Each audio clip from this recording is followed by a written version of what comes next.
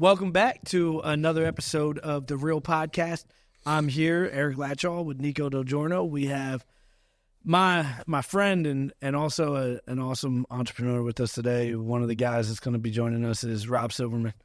So, Rob, give him a little bit of information about you. Tell them who you are, like what you do, and I'm Rob Silverman. Grew up here in York County, York City, actually, most of my life. Started a company, York Home Performance, back in 2012, and been rocking with it since. What we do, we're a home performance company. We go through, we're able to diagnose the home and see different areas of energy efficiency, with also our main focus is on health and safety. So making sure there's no gas leaks, carbon monoxide issues within the home. And then after we give the house a clean bill of health, we are able to go through and show how you can save energy and improve comfort throughout the home. And that's our main business. One thing I do with these guys. How did you get into that, bro? Honestly, I was working at the United Way. Noah, my business partner, who we met in college, he was one of those kids that showed up, and we didn't speak like the first 2 semesters in school, but after like the 3rd semester, I guess real recognized real, as they say, and he was there to get good grades. He wasn't one of those kids that said C's get degrees and stuff like that. We were paying for school ourselves. We started doing schoolwork together, but after college, I took a job at the United Way. He took a job at Shipley Energy. He was actually running a water company that they had, like it was Coffee Break and Yowza Water at the time, and private label water, business coffee. And one thing Shipley was offering their oil customers, because they have like 50,000 residential oil customers, was a energy audit, or they called it the green screen program, where they would go in and say like, hey, you guys are upset that you're burning this much oil. Here's why. And they would say like, you don't have insulation, or your windows are shot, or you need weather stripping around the doors, whatever it may be. And him being in residential construction prior to that, he's like, okay, so what do you do then? Like, you go in, you tell these customers what it is they need help with. What do you offer them next? Like, what's next? Yeah. And they're like, nothing. And he's like, oh, so you're like going in and talking to these people about these different opportunities they have, but then you do nothing about it. Him knowing residential construction and a lot of businesses, the biggest trouble you have is getting the business, much less turning your back on the business that's there. So I bought my first house. It's about the time I was like 21. And he's like, I'm thinking about quitting at Shipley and starting to do some energy audits. What do you think? And I said, well, it sounds like a great idea, because I'm thinking the same thing at the United Way. Like, it's not really what I cracked up to be. Yeah, this ain't it. Like, I had spent 9 months working from home. Oh, for sure. And I didn't even realize my boss left at the United Way. So one day they shut down. Robbie sitting at home logging in. One day I got a call, and it was like new supervisor took over, because I told him I didn't want the position. I was like, I'm fine with what I have. It's like $7,000 more a year, which wasn't really going to make the cut. And she's like, oh, you need to start showing up to the office again. I was like, you know what? I don't think this is for me anymore.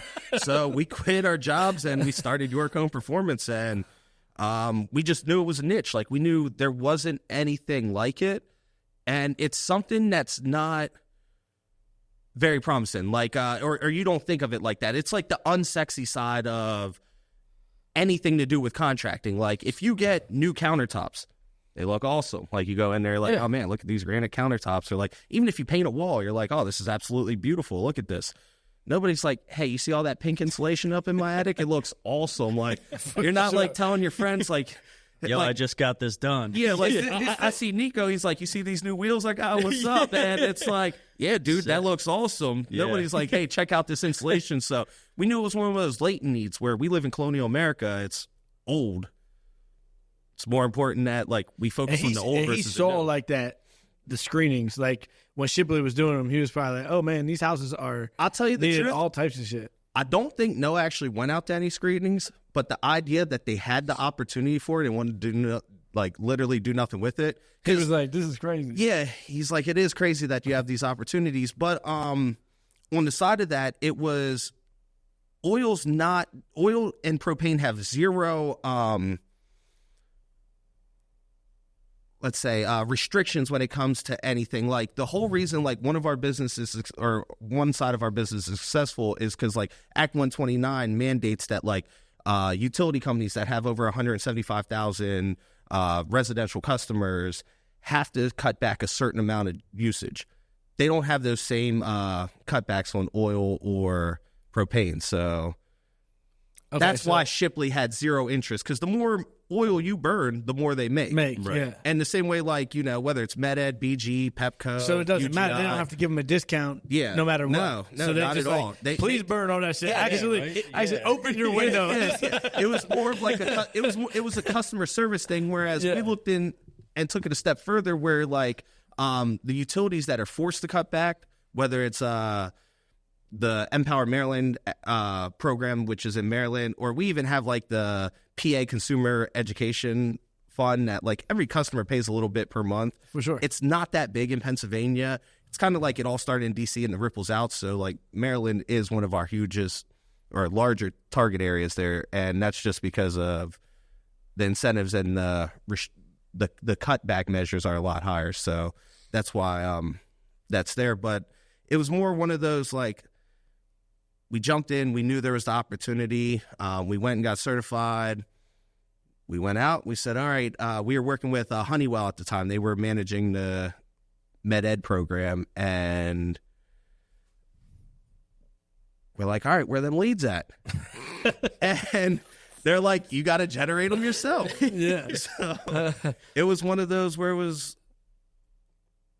we showed up and they're like, we have no work for you. So we started, you know, Noah Craigslist us jobs. We were painting, we were building fences, we even built a couple playhouses and put windows in, whatever somebody wanted to do. But then we would focus them back in like, hey, you really need this energy audit, and then kind of run it from there. And once we like were sold on the fact of how everything worked, and like we got more educated and became more aware of everything, we would spend 2 days door-to-door marketing. Ask if you did. Yeah, door-to-door marketing. And then we'd line up energy audits. We'd set about 2 weeks worth of audits, and then we'd go out and do a week and a half or so sold projects. So we constantly revolved that, and here we are today. That's dope. Yeah, that's wild. Door-to-door is tough, man. I don't know if you've ever done door-to-door, but I did. I worked for Scott's Lawn Care for a minute. It's funny you say lawn care. The first door-to-door salesman we hired, he actually knocked on my door. His name was Pat. He was selling True Green. Yeah. And I'd just gotten home. Emily told me this guy stopped by, told us about the high grass in the yard. It's called Nuts Edge. I had no idea how to get rid of it. I had spent like $80 that weekend buying products to like try to get rid of it. It didn't kill it. My grass looked good, but I still had to keep cutting it because I had all this high grass all over the place. And he had stopped by, talked to my wife, but was like, you're going to have to come back when my husband gets home. And he comes back, he gives me the pitch, and he's like, this is what it is. You need a commercial or you need some sort of license to be able to get the product that kills that without killing your grass. And I said, man, how long you been doing door-to-door? He said, over 40 years. He was selling Rainbow vacuums before that. That's fun. Probably Kirby. He's a Kirby. He was a Kirby. Yep. Encyclopedia joints. Yeah, bro. Yeah, seriously. Like, there's some he fire-ass was door-to-door like, steps, but literally, he was like, I was in the vacuum sales before that, and I'd just been with True Green ever since. And he said, I love the company. It was something he just really bought into and that he liked. And he said he takes a layoff from like November to April. And you were like, oh, yeah?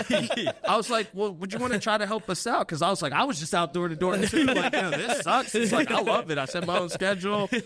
I'm like, what don't you like about True Green, if you don't mind me asking? He said, well, they make us show up at 9. They have like an hour and a half kickoff meeting. Then you get out in the field. And he's like, I don't make any money in those meetings. And he's like, I've been doing this so long, I don't need to talk to anybody about what's successful or not. And he said, that's about the only thing I don't like. And then like we have to come back at a certain time and have like a wrap-up meeting every day.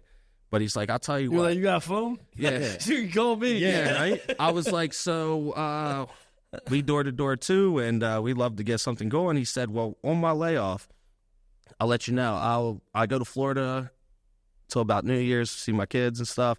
When I come back in January, I'll see what it is. We can go from there. And then come February, end of February, he's like, you know what? Instead of going back with True Green there, I'll come with you guys. We are killing it in door-to-door. And that's all we did. We literally only door-to-door. We didn't do like direct mailers. We didn't advertise, nothing.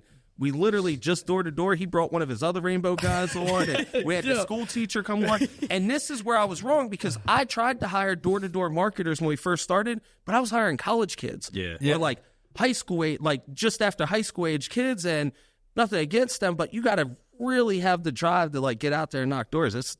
They're Well, and a lot of door knocking, too, when they're young. People are not going to be like, oh, okay, this person knows what they're talking about. Like, no, you tell somebody that you sold vacuum cleaners door to door. Yeah. Oh, you know what you're talking about. Yeah. Door-to-door salesman, I don't care what anybody says. I don't know how many phone calls you've gotten from people. There is nothing harder than pissing off somebody at 5 p.m.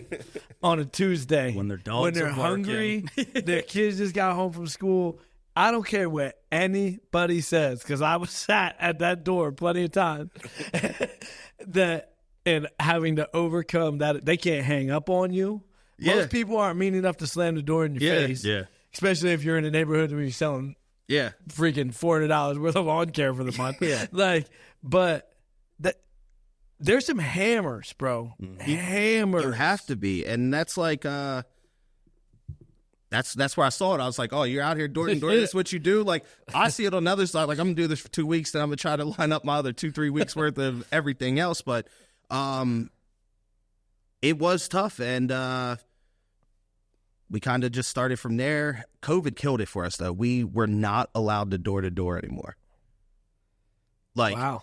In our BGE territory, we still can't get a huckster's license is what they call it. It's basically your solicitation permit. In Baltimore County yet. Still, because of COVID. Since COVID, they still have it. We do one program. And that was your bread and butter. It was. And then in Prince George County, we're allowed to now again. And, I mean, we're kind of like, asking for forgiveness more than permission at this point anyway. But it was really tough. But it really opened our eyes because we were limited onto how many people could go out and knock doors. And you can only knock so many doors per day anyway. Like, even if you are killing it, like, we looked at it as like when Noah and I'd be out knocking doors, it'd be like, I got one. And we'd be out there in the field and be like, oh, I gotta beat him. Like, my goal is to get at least one more than he gets every day. Sure. So it really killed it for us when we couldn't get out to door anymore. And that's when we decided we'd focus more on social media and different ways to different opportunities there. Because I think every door direct's good. But for our business, we kind of have to get in front of the customer who has a need. And it's really hard to say you want some of this pink insulation in your attic. Doesn't really work. Now, if you have like high bills or comfort issues or whatnot, we can focus on that. But I think one of our slip-ups was we tried to sell energy audits and not the end product. Sure. It was kind of like scoot in under the energy audit then say, hey, you need this insulation. And that's where we really had that shift. Once we started realizing we need to sell insulation, we got really good at social media. Our ads manager campaign really blasts everything, whether it's over TikTok, Facebook, Twitter, or X now, Instagram. It kind of, the algorithm like does the work on it there. So we can pick target areas and demographics. And that's dope. That's one of the biggest areas there. And that's helped probably a lot to not waste man hours too. It does, but I'll tell you, a couple programs we run, they're specific to certain areas. I need door-to-door marketers again, so we actually have ads on Indeed right now to try to get some boots on the ground out there. Yeah, we have a couple different door-to-door marketing mechanisms right now with just like our crews out there, like knock on a couple of the neighbors' doors, looking to put some signs up, because some of our programs, like, it's literally free if you live in this certain area. You don't pay anything. It's not income verified or anything like that. Sure. It doesn't matter if you're low, moderate, or high income. It's just if you live in this specific address, you get this for free. So that's a challenge. And one thing is with the Build Back Better and the Inflation Reduction Act, more low and moderate incomes will actually be able to take advantage of funds for improving the efficiency of their home. which it's always been low income. We've been running low income programs since probably it's probably our 4th year in business that we're like, these low income programs, what are they really hitting for? Because I think low income, I'm thinking low money, low profits and everything like that, big regulations, big restrictions. Yeah. I didn't realize that it's a lot easier to spend somebody else's money. For sure. Like, no doubt about it. It's like, you can go in here and depending on the different regulations and stuff or like guidelines that they have, like every program's a little different. I didn't realize low income didn't just mean low pay. It meant based on your income, you are eligible for these different services. For sure. We had probably missed out for about 4 years on that till we finally realized. And then it was a gold mine. Yeah. For at least the time being, because it's guaranteed. Sure. So is that like just public housing, or is that like no? This is here's this is renters. This is if it's a renter, we just need landlord consent. But this is also homeowners. And what about for you? What does that help you? I mean, we didn't even get into that yet, but like you obviously own rental properties and yeah. So we'll get to that side of it here in a second. So like building our main brand, which is York Home Performance, was our big side of it, and what it allowed us to do is focus on like different markets there in a sense where the low income side, it doesn't matter if you're a homeowner, renter, or anything in between. It was more or less, you could be retired. Like I've been in some crazy homes that were deemed low income, but it's because like, you might have retired. Right. Yeah. And they're on their pension now. And even though they killed it for the last 40 years, their actual money coming in qualifies them for low income because like usually it'll be like, husband, wife, and maybe they have a granddaughter. And with 3 of them, like depending on the income bracket, like it might be that you're deemed, even though your house might be, $500,000 house. Yeah. And I thought about that for a second, like, why am I here? Because I've been on West Princess Street and, King Street and Queen Street and everything else in between, like some rough areas. And I was like, showing up to some of these, they're real nice, but it all comes down to the guidelines for those programs. So that was one way. The tough thing of the low income side is you're only given a quota of so many projects. So like with our UGI, it's like, hey, you guys get 100 projects, so you get this much budget to spend. Or with MedEd's WARM program, it might be like you get 250 projects per year, and you can go out there and do what you need to do for them. And they each have like a spreadsheet that shows here's their usage and here's how much spend we have for that home. So it's limited, even though it's like awesome in a sense. We can't control how much we get out of that. The private side is the only way we can like go out and about and above. But we were like the only contractor in all the different programs we were in. Like when we're sitting there at contractor meetings and we're looking at the side of it where a lot of their companies that are there, or a lot of other companies that were there, one of their main focus, like probably 90% of their business was low income or some sort of funded program. Sure. Whereas we built it on the other side for the first 4 years. It was just all residential customers paying, full price, maybe some tax incentives or some like real small rebate levels that we were on that side. That's the harder side to establish after I found out that getting into low income side was a little. So that was like so you got to keep the side that you were doing, and then you got to add on to it. 500 extra projects that were funded by the government. Exactly, that's where again it comes down to like cash flow and everything, being able to fund that, because a lot of the times you're not getting paid. Like I think you were talking about it earlier. A lot of it is like 90 days. It'll be a 90-day term till you get paid, and that's like after you finish the project, completed everything, done any necessary corrections or anything. So you're not getting paid for, like, you won't see this money for maybe 90 to 120 days after the paperwork and everything's done, which might be a 10 to 15 days. Which is probably you got to send all that stuff into them. Exactly. It's probably a lot more legwork on the administrative side, but it's tough. But the balance was right, and it was one of the things. Did you have to hire people for that? Yeah, we have like more people because of the administrative side and heavy. I would say, honestly, Noah and I pretty much, even though a lot of building's done by some of our administrative staff, we're always like looking over it at the end result to make sure everything looks right and before we send it off is correct. not something we see that we need to correct before. They just be kicking it back if it is. Well, messed it's up? not that they kick it back. See, they'll send an inspector out at some point, and if there's issues or a quality assessment and they come back with these issues, you have to go back and fix them or debit them back and whatnot. So, like, we try to catch as much as we can prior to sending off the payment. So it's a little longer of that. But that side of it, like your home performance, I mean, it took year one was not nice. Like we both graduated college and we're insulating attics. Like, I saw friends that I graduated high school with and, you know, different walks of life of any means. And it's like, yo, you on there insulating that attic? It's like, yeah, we are.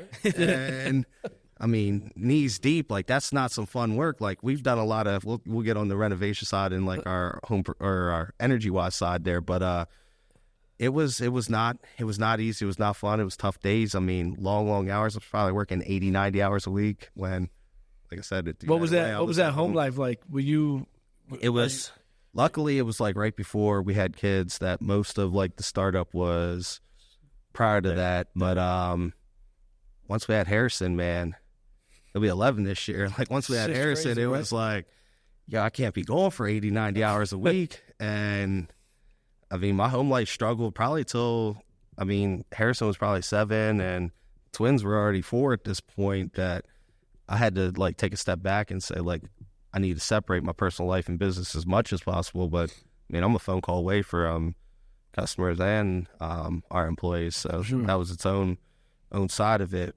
And the building, though, I think that we were talking about that like a couple weeks ago, like how difficult it sometimes is during that process of like building, and like obviously you want to be able to put yourself in a position that you can provide for somebody else and kids and do all this stuff, but like the amount of sacrifice that it takes is hard for somebody else that is looking at that from the outside, and they're like, you're never here, you're never there, like it's right. But the goal is to get to where and that's the thing. I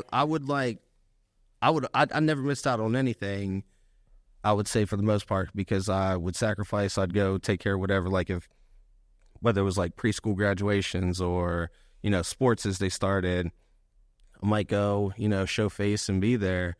But then I'm up till midnight doing the back end side of it, or, you know, pulling all-nighters just trying to get caught up. And like I said, year one really sucked. Year two really sucked. Like, and not that, it just took a lot. It like showed me that like, if I want to do this, I really got to strive to do this because it was my only source of revenue. And, you know, year three was a little better. Then I found out I was in the wrong structured company. I got those self-employment taxes and everything else. I was like, I mean, I took it pretty well, but the first time we got like our tax bill after we thought we made some money and Noah saw it, he was sick.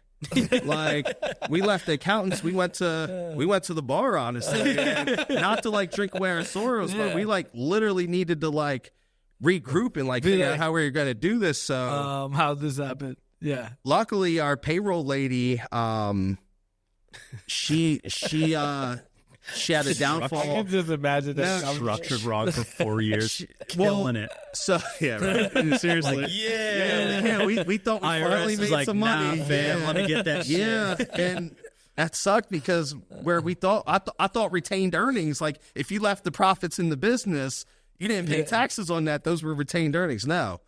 Your K1 is half the break that was paid, so it doesn't matter if you leave it in the business or not. You're paying taxes on that, and that really hurt. So, luckily, our payroll lady at the time, she wasn't able to continue. Her partner in the business passed away, and she couldn't keep the license because it wouldn't transfer. And she put us on to shout out Michael Hanscom with Michael Hanscom Tax and Financial Services. He had taken over, and he let us know we had really had our whole structure wrong. He moved us into an S-Corp election, and we still had our LLC and everything, just with taxation on the S-Corp side, and realized we could go ahead and forego a lot of those taxes. That's what I do too. It was, instead of the self-employment tax, We were taxed as a corporation. It is salty the first time. Man, I'm telling you, it was like, I forget. I think after we had already paid in, I want to say it was probably like 30 grand we owed each. Yeah. And I thought that was all like, I mean, when you're there, you're just like, oh, what? Yep. Yeah. It was a lot, but ever since then we've been well aware.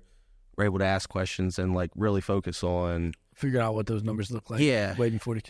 But like I said, those retained earnings that we thought we had, well, we had them. We just still owed taxes on them. Yeah. But we kept keeping our retained earnings, and instead of like making $1, spending $1, the other side of it comes back to the residential construction side. Like we decided, hey, if I'm going to put money into things, the stock market isn't really the best in situations, kind of like crypto is now.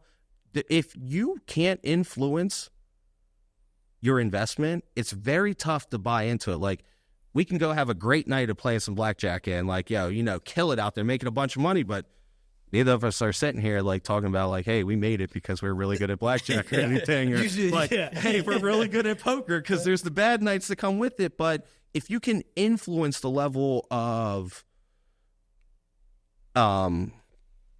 gains or returns. Gains or losses. If you can influence that in multiple ways. So, like, I know when we first started flipping houses, and this was in a great market, this is probably like, I don't know, 2015-ish, 2016-ish, we were buying our first rental properties. And Noah attributed this to me. I remember going to the first property we bought. It was a public auction. It's right on the spot. It's a murder-suicide house. Like, love those ones. Yeah. And honestly, it's over in Haynes Acres. It's, nice spot. I love suburban school district. We'll talk about that here in a minute, but that's where like almost all my properties are. But bought this murder-suicide house, and while we're there at the auction, I was like, here's the number we're at. We're not going above it. I don't know. It might have been like, he was like, we're at like 60,000. Don't go above it. Luckily, right before they started the auction, the neighbor comes out. He's like, are we going to discuss that this is a murder-suicide house? I'm like, my man. He reminded me of the guy from Happy Gilmore when he comes out. I was like, you suck. I'm like, my man, I need to bring him to every auction. Like, this is awesome. And he literally, in like the face of people when they heard that, I mean, it turned it around. But we ended up buying it for like $68,000, even though Noah was at 60 on it. And looking back on it, I mean, that's probably a steal, bro. It's like a $250 now. Yeah. So like, we're still renting it. I think our rent's up to like $1,650 on it. But then we went ahead. We got another house over by Penn State York, and after the deal was done, paying some of the like levies on it, it was probably $42,000 or so. That's now like a $200,000 house. So those days of those home runs are gone. Yeah. But we always looked at it as is it a buy and hold, like for a long-term rental, or is this more of a... At that number, you can pick. Yes. And that's what we did. Like, I mean, we got a bunch of houses from you guys, too, where, like, it took a lot of work and, like, bringing them back to life, but we made out really well. Yeah. In today's market, it's really tough. I think saving money is the biggest thing. Like, if you make $1, don't spend $1. Don't even spend 50 cents of it. Forget you have it. Just put it to the side. Next thing you know, you have this big pot of money you can play with, and then you can go out after these different opportunities. And I have no problem beating up the bank. Like, if you have this property on the market for $150, I have no problem throwing you a $65,000 offer, see where you're at. For sure. Maybe kick rocks or say, see ya, like, it don't matter, but like, you never know. And we've just made out well on a lot of different... You guys crushed the game in that first... I mean, I know you kind of... We've actually moved... So... Pump the brakes we probably flipped like eight houses maybe. I don't have the exact count, but we did really well on all of them. Now with the market the way it is, all those properties we were getting, for $50,000, $60,000, $70,000, $100,000. I mean, we even bought one in Wyndham Hills. It was like $225,000, $235,000. You don't see those anymore. And I mean, we were looking at like 4 times the value. So like those $50,000 houses we were selling for $255, $275 after, you know, a 40, 50K renovation. Yeah. And you don't hear of that anymore, but there is still money to be made out there on these properties, especially home runs. Exactly, home runs. And it's like the game of baseball. If you step up to the bat and you're trying to swing for a home run every single time, you're going to strike out. Yeah. You're going to strike out. But you need those base hits, those doubles. You might find yourself along a triple. But I feel like it also wasn't like, and that's kind of what this is about, is like real estate wasn't like those flips weren't your main. No, You know what I that mean? was the side hustle. Like, so you I'm here could. repping York Home Performance, but my side of it was energy wise, and I still think there's a lot of money to be made out there, but I have to focus on what's really good with our main business. And like, Yeah, but it gave you the ability Exactly. to pick home runs. Like you don't need as many base hits and doubles when you're on top, revenue yeah, isn't based on when it's on that. 11-0 over here, Yeah. like you can step up, swing for the Yeah, fences. Who exactly. cares anymore? Like Exactly. it ain't 1-0 baseball or anything like sure. that. Where hey guys, we just need a guy on base, you know, steal to second, and that little blooper to the left field, and It's like, or no, right we're here. field, It's a and- home run derby, brother. Yeah. You're hitting me Yeah. out. So that's a little different. And one thing I wonder about is like, I've put on a few people who you guys have sold houses to too, and they're buying from other people as well. But I've opened opportunity to like show other people, especially that were like in the contracting game, like, hey guys, it's one thing if you can get a kitchen renovation, or, you know, you got this bathroom you're doing, or this roof you're doing. Did you ever think of like locking down a house for yourself that you can use as like supplementary income or work, depending on it, where, you know, I'm going to finish this bathroom reno, but we're not ready to do this kitchen for another 2 weeks. So something you can keep your guys busy in between. Because if you can get an employee, 2 employees, 3 employees, 4 employees, you got to keep them busy or they won't come back. Right. Especially if they're good. Yeah. Especially nowadays with contractors. I mean, to get a good contractor. I'll tell you the truth. Like, that's what a lot of it came down to, was finding, and where we found some of our best employees. I had a guy I tried to get working for us for, I don't know, over a year. He didn't have faith that we could keep him busy, even though I told him back then I keep him busy 5 days a week and 7 if he wanted. He hit me up. He said, you know, roofing's tough. I'm getting 3 days a week. I'm off for the winters. And then, you know, it's rain or shine dependent for the most part.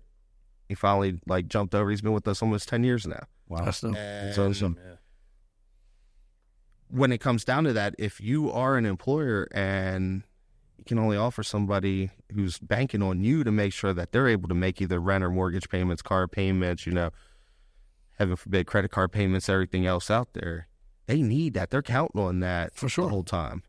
So, one thing is having that sustainable work. And that's where I think on the second side of it, so like people ask me, where'd your success come from? It's not one stream of revenue. Right. We work for like 11 different utility companies, from State College all the way down to Prince George County. Actually, we go a little smarter or a little further than that down in like Delmarva and like Specco there as well. But For sure. that alone like diversified our business, much less the opportunities we have when it comes to the different rentals and flips, even though, again, we don't flip as much as we do now, trying to focus on our main, but I still buy rentals as possible, especially York Suburban. But Just in case you didn't know. He's, I keep looking them for all, York. I'm always looking for York Suburban. Try to keep them all together, and that's one thing I think people want, multifamilies and opportunities like that too, where, you know, they want a 20 unit or a 50 unit, and that's because they're all right there and it's easy at their house. Well, I look at York Suburban as that, like, school district's this big, there's this big, rent's this high if you want to get into it. So, Anywhere you can buy there is going to be. But it's multiple streams of revenue, so it's not just one form of business or another. And that's why I'm saying, like, whether it's low, even on our York Home Performance side, whether it's low income, middle income, or, you know, mansions. We do mobile homes to mansion. It doesn't matter if you're in a trailer park or if you're in the nicest of the nicest. There's nothing like down in Maryland where you don't even realize you walk into a $3 million house. And that's just because the area down there, especially when you're in, like, It is crazy. Chase or Rockville or, you know, Potomac or something. And all of a sudden, like, this rancher, like, it doesn't even look like much as, you know, $2 million. Yeah. But, it's the multiple streams of revenue there, and even within your home performance diversified, and then even more outside of that when you look at potential flips or rentals there. I can tell you, people feel like, oh, there's a shortage in the market to make money, or there's not that many houses out there, or not that many opportunities. You may feel that way, but that's not really how it is. And I can tell you one thing, you know what there isn't a shortage of? What's that? What? Money. That's Money. There is no shortage of money out there. You just have to go get it. Yeah, exactly. They will go print more of it. Yeah.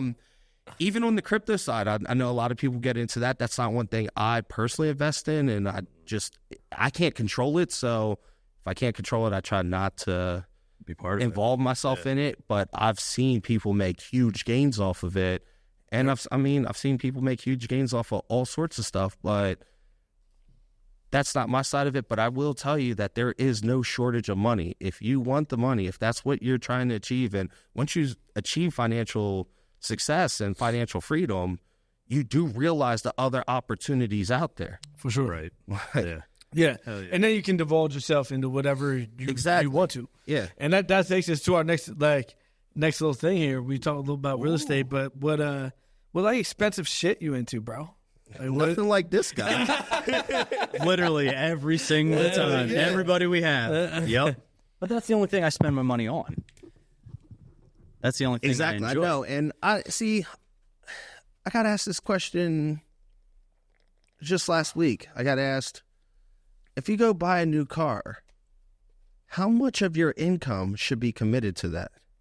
And I said, that's a tough question, because I have friends that live at home, and not because like that's their only choice, but they may be an only child, or, you know, their parents might have this house that they don't even live in, they're away from or whatnot. So like, why go out and buy a house? And I think it's crazy. Like, oh, you have a $60,000 car, but you live at home. However, if your finances are right, who cares? Because I also see people who have a $3,000 car that can barely get by every day. So it's really tough on that side of things. But what do I spend my money on? My kids, man. Like vacation. We, they play five sports. Yeah. Me and Robbie could just hang out. He likes good food. He likes to travel. Yeah, I like to eat. I'm telling you, like, it's funny. I saw my buddy Matt Lane, and he's all about the gym and everything. And I'm good for a good workout, but I like to eat. Like I like to entertain. Yeah. A little bit of everything. I know. These last weeks have been difficult over here. Man, getting ready for this wrestling show. That's right. I was gonna say, coming off the. I wrestle next week. Oh, you're doing the week vaulted fat. No, Mawa. Oh, you're doing Mawa. I lost my bet, bro. Did you do the Mawa just down there? No, I'm going junior because it was based on them medaling at States and Hershey. Oh, man. All right, let's go. I'm going to have to check you out. No, I kind of want to go up to it. Bro. Yeah, we got to check that out. But when it comes to spending money, what I like to spend money on is doing cool things. Memories and that. Yeah. Now, not everybody knows. I'm hope I'm not gonna like divulge personal information here. It's all good. Means, but like, nothing. like I feel that you have a big feeling to provide some your kids. Not everybody knows Robbie's backstory, but things that you might not have grown up. Yeah, with. I grew up in New York City. I grew up on Duke Street, and my wife always thinks it's like funny that I even mentioned that, but like for real, I came from a whole lot of nothing, and my parents provided for me as much as they could with the limited resources they have. My children are a lot more fortunate that they are able to do literally everything they want to. I'm their limiting factor on what I'm going to allow them to do in certain things. And as long as they stay humble, the first time I hear them say like, oh, I got Jordan cleats and they're better than yours, they will be back to rocking like, I don't know, like some Walkmans or something. Like, I don't even know. Like New Balance. Yeah, you might be at the thrift store picking up your next pair of cleats, kid. But like, honestly, as long as they're good and humble, and anybody who does watch this and knows me knows exactly what I'm talking about. Like, I instill a big sense of validation in their life where they don't have to go out there and brag. Like, I'll hear these kids come home and say the craziest thing, like, you know, so-and-so has 5 PlayStations at home. And it's like, okay, First off, probably not. And if they do, who cares? Like, who cares? And if they do, that's even more of a problem because I feel like 2 in the house is too much. And, or they, Beckham told me, this girl came home, told me her dad's been to college 5 times. And I'm like thinking, well, I don't know what that means. Oh, he's in the service. He's been to college 5 times. I'm like, that's great because we were talking about how many years of schooling there is. And, you have is he 12, a doctor? and then, if you do kindergarten, that's what I said. She's not. He's in the service. I'm like, then probably not. But if he is, great. Yeah. But the flex that some of these kids try to put on, you just have to take it with a grain of salt. And I just don't want my kid to be that kid. Like, no. That's we talked about that the other day. Like, I want my kids to go without wanting things that they need, and there's going to be things that I want to be able to provide for them that are outside of their needs. Yeah, that are their wants. Yeah. But at the same point, like, I want them to see the reality of what it really is, and that not everybody is in this situation. Exactly. And we ride through Baltimore on the way to like doing cool stuff and whatnot, and I talk about them and I talk about the different situations. Like, it's hard not to because they definitely hitting your windshield. They see it. Yeah, they see it, and it's even like if I have a disagreement with one of the waiters or servers or waitresses at a restaurant, like, hey, this just wasn't right. I'm not asking for a handout because I'm still gonna tip. Like, there's never a time I'm gonna go out and like leave somebody out to dry or anything. For sure, I'm gonna speak my mind, but I'm still gonna take care of that. And like, that's a lesson I like try to teach, that like, not everything's gonna be perfect or the way you want it, but you have to handle situations as they come in the right manner. Like, don't forget, we as a family are doing awesome, but this is me. Like, if you guys want this, if you want to continue to live like this, you better be getting good grades in school. I don't even have to talk to them about extracurriculars because they're in 5 sports. Yeah. You got to do stuff. You work ethic, determination, and, the plays at school and stuff like that. Like, at the end of the day, they're fully my kids engaged don't have to something. do plays, but well, you make your kids do plays. No, it's not plays. It's the variety show. It's like the talent show. Gotcha. Don't like comedy act or whatnot, but honestly, as long as they're involved in some form of anything, as long as they find value of, they don't need 5 PlayStations. No, there is no 5 PlayStations. What's crazy is my twins still stay in the same bedroom.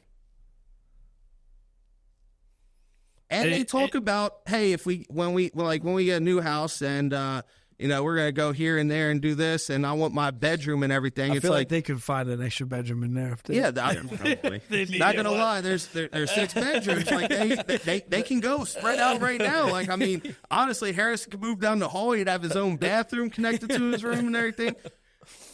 But he doesn't really want to make that move. And as much as they talk about that, they don't actually want to split up. But they could. Sure. But I think it's like what they know as well, too. I mean, like, I think that the crazy part about kids is, honestly, if it was a 3-bedroom house and they didn't have another bedroom to go into, and it was, a 1,400 square foot rancher, is 3-bedroom, it could be a nice house and be a 3, 1.5. You know what I mean? They wouldn't know the difference. No, they wouldn't. You know what I mean? And I think that there's a lot of value in that. Is that you've taught that, like, it's humble. Like, we are humble, we are kind. That's the number one thing.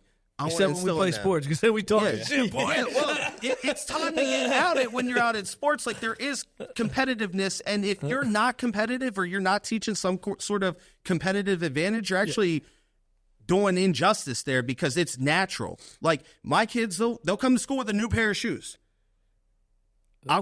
Emily, my wife, she will get a text from kids' moms talking about, where'd you get them? Like, what shoes were they wearing today? And I had one of them say, like, oh, I'm not even going to drop names because they might watch this, but they're a copycat. Yeah. And it's like, no, they're not a copycat. They like your style. Yeah. And they literally just want to know. and you guys have hair, like it's more on my younger guys, Beckham Graham with the being twins, they have Harrison to look after. So, you know, they're kind of getting the hand-me-downs of what he has and For sure. different style. And like, you know, he's 3 years older, so they have the big brother. Some of these kids only are single parent or single child families where they don't have somebody to look up to. And I was like, look, they're not copying you. That is the most flattering thing you should feel, that somebody's like, man, Beckham and Graham dressed really nice, or those shoes they were wearing, those were super cool. Or it could be as simple as like, you know, a $15 pair of sweatpants that they just put out, and they're like, man, somebody's stealing your swag. that's a good what do they thing. call it, your Riz now? Yeah, it's Grizz. Yeah, My kids aren't that old. How'd your Riz mommy up? I don't even know what that means. I gave the Riz award away at wrestling this year. The Riz. What is that? That's charisma. game. That's game, bro. We game swag like back in the What in the it's world? short for charisma. Is that really what it's short for? Yeah. I did some. I did some. I tried. I couldn't pick it up, but I'll just fly with it. But They'd be like, "How exactly what he said? You risen her up, bruh." I went, "Oh, okay, Okay. yeah, You'll be hating on it.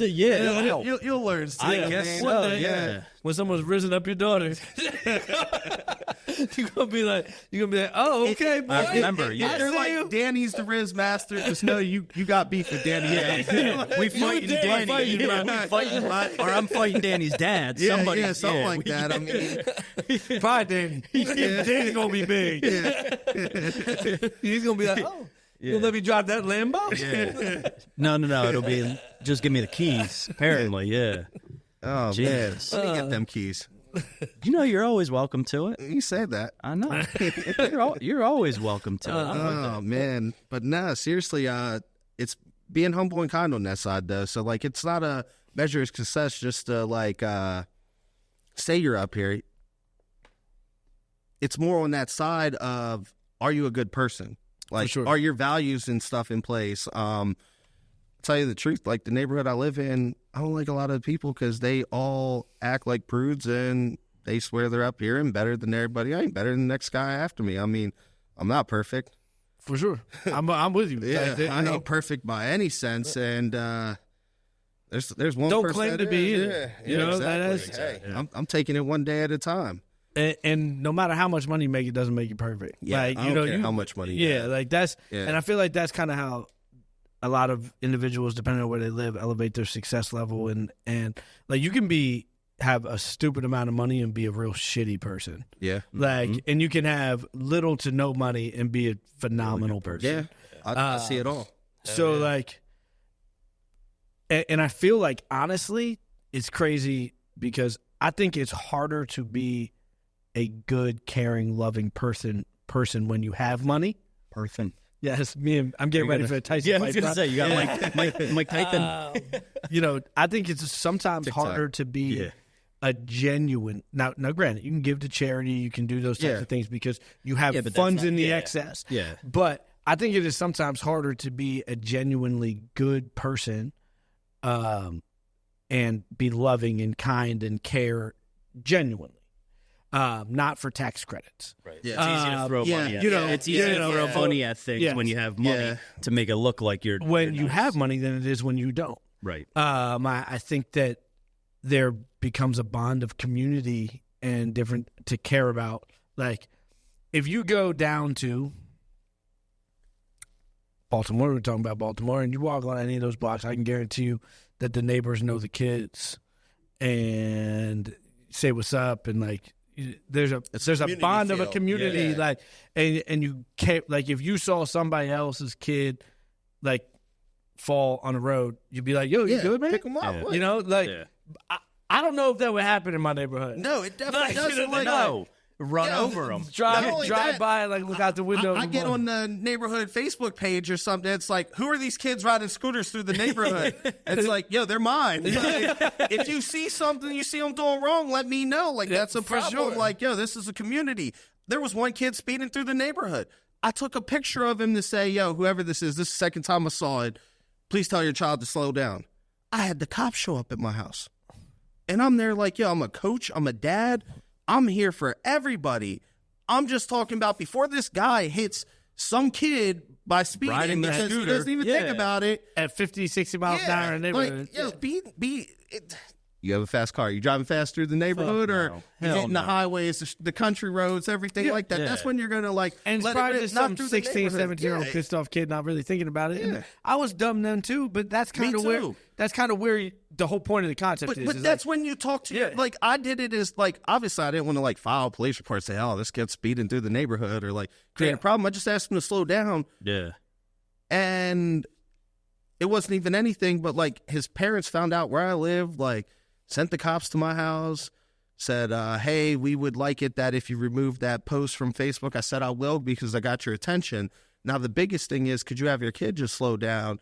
And they're like, oh no, he doesn't even drive that road, and he was only on there because he was going such and such. And I'm there like, well, no, he was definitely like, trust me, I know speed. Like if you were at a, like, I'm not talking he was going 20 or 30, Yeah. like I'm talking 55 or so, Yeah. like on a 25. and it's a bend too. Yeah, So it's a- yeah. I get Like, it. I slow it down a little bit. Like, be smart. Like, I'm trying to help you because, heaven forbid, you hit a little kid. You got to live with that the rest of your life. Like, you might not think of that as You 16, might. 17, You 18. might live that with the rest of your was life. just You gonna hit my say, little yeah, kid I was outside gonna my say, house. yeah. You might not be living for the rest of your life. Exactly. Like, that's what I'm Yep. saying. And, like, that's where that community feel doesn't feel that way. Yeah. Like, honestly, I'm going to lose the community feel because I'm going to go move away and live at the end of a street, and I won't have any neighbors or anything because honestly, I entertain. So like we have all of our friends come over. I love having people over at the house. I love getting together, big gatherings, whether it's the football crew, the wrestling crew, the basketball crew, the lacrosse crew, the kids that want to play hockey or they're out at the ice skating rink with, like we're there every Friday, maybe Saturday. I like to have people over and have a good time. And I then like hear from my kids like, oh, you guys are well off, or like, you guys are rich, man. And I'm like, I don't really like that connotation to it because this isn't for anybody else other than like me personally. Like I'm fine with that. Like there's certain luxuries I like in life, and that's the only reason I like it. It's not to show it off. You can look me up on Facebook, whether you go to York Home Performance or Robert Silverman. You won't see a picture of my house on Facebook. You won't see a picture of my car on Facebook. Nothing against you, Nico. But you won't see anything. But like, I don't really even. I know. I really know. don't. Yeah, but you're that's very a rare. car guy, so it's not. I very rarely post that. Yeah, okay. I mean, every now and again. Come on, bro. Normally when it's like when I but get that's something what you do, done. though. Yeah, Like, but when I that's get your something thing, done though. to it, That's right. like your your investment. thing. Like, you know what I mean? It's not to you. It's not like It's a not a lifestyle flex. thing. You're like, Right. I just love Lambos. Like, if you could just talk about Lambos all day, it'd be like slobbing on this microphone, bro. This guy. But that's not. It's You not. know it. I mean, I love it. I could sit and talk It's about not a cars all flex. day long. Right. And that's the thing. It's not a flex for you. You didn't go out and rent it and park it in front of your house and take a picture of it and say, "Look at how I'm doing." You're there like, yo, I love cars. So it's like, And that's what keeps me going. no matter how it is, and if that's your vice or that's your hobby or anything, I mean, hell, you could be in the Formula One racing and you ain't even touching the scene with anything there. Yeah. Like, to tell you the truth, so nothing against that, but again, it comes down to being humble. Like, you'll see cool vacations. I like to do that just so like I get the memory. Like, Except hey, for you guys Mexico were in the here, summertime. yeah. We can skip that shit. Let's pick a colder time of year for that next time. It's pretty freaking cold out right I now. know, man. This but guy it's hits me up this ridiculous. morning. Is it warm out? No, bro. It's colder than yesterday. Yeah. But no, And he's wearing shorts. Yeah, I I'm ready to go back to Mexico, to tell you the truth. I mean, cold right now. That's where my we can parents hit are. the disco, bro. It don't matter to me. I love the disco, bro. It don't matter to me. I'm always down for a good time. But at the end of the day, it's just again, it comes down to being humble and kind, man. For sure, 100%. Being aware of where you're at, your surroundings, and honestly, doing better. I hope people check me when I'm out of line because I know most people have. We need it, yeah. And will let me know when I'm not doing so well because we all have our own battles and sometimes I'm out of line. And having people around you that you trust and respect, that when they when they say those things, it's not about coming at you. It's Exactly. Like, it's, We talked you about truly that. believe that they want the best for you. You know what I mean? Like, and when you can accept it, it shows where you are in your maturity and everything. Yeah, exactly. Yeah, so it's different. But before we run out of time here, tie into, you said you were about to be building a house and moving to the end of a thing. So aspirations and life lessons, like if you had to share one thing that you've learned through your career, building your business, being a father, being a husband, what lesson do you think people should hear? And like, where do you want to go? So where do you want to go first? Like, what's the next step for Rob and your business, or what's next? And then what do you learn from it all? Again, like I said, there's one thing that's out there. There's no shortage of money. So go do something that you value. Like door-to-door sales, the connotation of it sounds really bad because they think you're out there selling snake venom. And if you're like, one thing we get confused as are those guys who are trying to change your energy supplier or energy deregulation supplier. That's absolutely horrible because they're probably going to sell you a rate that's like worse than any of your suppliers are at. If you ever want to check the rate in PA, it's papowerswitch.com. You can actually check your rate, but it's like, we're not into like credit cards or like offering financing or anything. My biggest thing is if you're going to do something, do it for passion. No, I did not graduate college or even grow up like, you know, people are like, I want to be a doctor. I want to be a police officer. I want to be a firefighter. I wasn't like, yo, I'm going to be repping with the Pink Panther. We're going to be like, because we've done a whole marketing scheme with Owens Corning. We have all the rights to use all the Pink Panther stuff and everything. But I never was like, I want to go out there. I want to be partnered up with the Pink Panther, putting pink insulation in everybody's house. That was never my aspiration. But it was an opportunity I took advantage of. And I think it's really important. Anybody who says global warming isn't a thing, maybe not science-wise, we'll find out. We've only been studying weather for like 250 years at best, and then like only the past 100 with like true science data and whatnot. So it's real short, but I can tell you it's with anything. Preservation, the more you can preserve, same with like savings, the more you can save versus spending is better. The more energy you can save throughout the world, the better. Instead of just saying, hey, I'm going to get solar because I use this much, look at conservation first. That's one of our biggest things. Making sure everybody's healthy and safe, and just going ahead, because one thing I'd battle with when you say, where are you going next? Hopefully not to the grave, because I got a lot of good to do stuff. But honestly, it's inevitable for all of us. Time is limited. Money is not. There's so much more money. They're going to print more money. They print more money now and next week and every week after that. So don't ever just do it for the money. Do something you enjoy and, you have a passion for, find success in, whether it be that. But we all do have a date one day coming for us. And my biggest thing is when that comes, I want to be able to look back over my life and say, like, I did everything I possibly could. Yeah. Hey, have a statue. I know. If you could have the statue. I mean, look at Bob Hoffman over there on the. That was just on our rest. I know. But legitimately, at the end of the day, like, that is one thing. If you can be recognized like that, one of the biggest comments I've received are like, my personal sign of flattery, even though I told my kids about their situation. One of our coach I look up to, because I coach as well, his son told me I'm the best coach he's ever had. Let's do tournament, everything like that. I was having a bad day yesterday. That text came through, and it was like, thank you for that. Like, we're so grateful for you. That's worth its weight in gold and everything. So at the end of the day, no matter how many wrongs you may do, count the rights. And where I want to take it is maybe one step further, the next form of business. Like, one goal we have is to tap back into the solar market, because we sort of got our feet wet but never really jumped into it. That'd probably be the next level of business. That'd probably be my final venture when it comes to